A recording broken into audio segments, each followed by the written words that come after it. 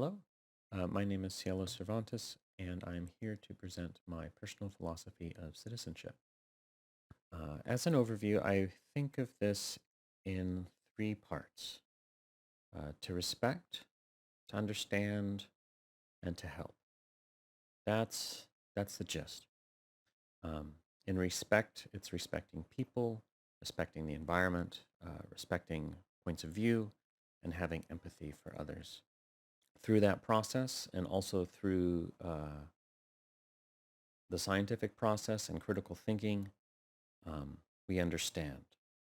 And through understanding, we're able to discern justified knowledge about what might be the best solution to a given problem. And lastly, helping.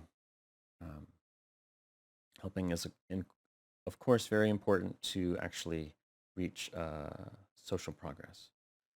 I find that I'm generally in a personally responsible orientation where I try to help things in the immediate sense. And I've done that largely also in my career. Um, so I worked in schools for most of my career. And that's good, but it doesn't always get to the justice orientation of addressing maybe underlying causes to social issues. Um, and then also the sociological imagination can help with all of these aspects of citizenship because they allow you to see past maybe your own biases or your own superficial idea of why something might be happening and get down to um, the inner issue. So my view is fundamentally human-centered. Um, one of my favorite definitions of humans are that we are simply a mass of contradictions. Um, I think that's true within each one of us, but then also within various communities. So I think in trying to find solutions to the best way of doing things, again, respecting the individual, listening to each other's viewpoints, and identifying communal solutions.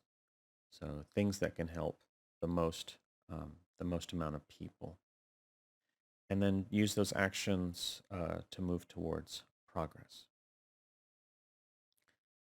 So naturally, as you do this, people also are going to have attachments to those beliefs. They sometimes will tie those beliefs to their identity. And so what we're really talking about in social change is also the changing of beliefs.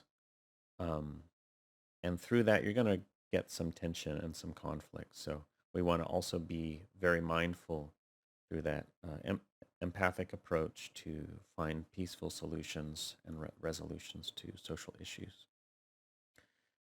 These are my strengths. My top strength would be creativity, and I think this helps allow me to see um, not only what might be going on, like to think about things a little differently, but to find creative solutions, to be resourceful in finding potential potential issues, and then also just being artistic and involving that as a way of communicating. Second strength, honesty. I feel like um, just to be, it's kind of like being brave. In order to be honest, you have to be brave.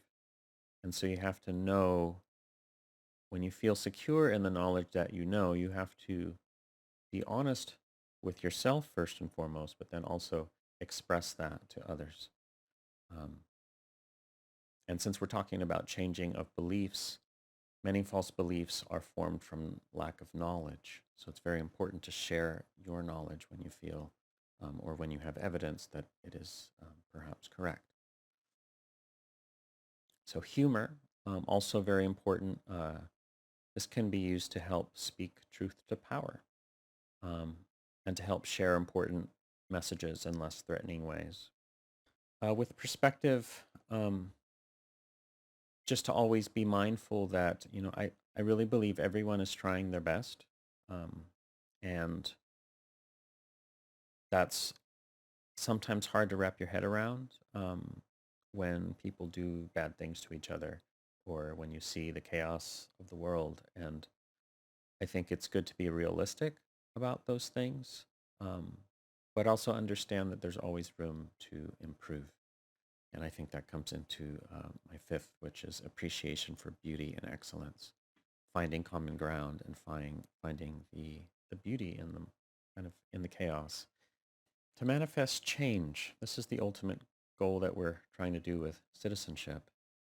Um, there is a historian and anthropologist called Yuval Noah Harari. Um, he's been very vocal and public.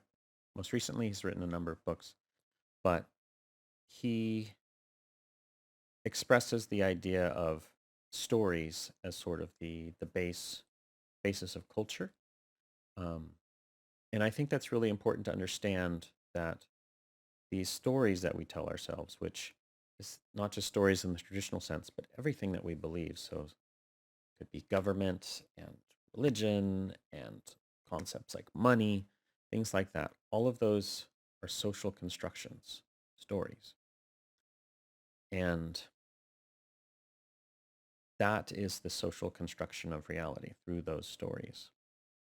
And our superpower is that we can intend for those things to change.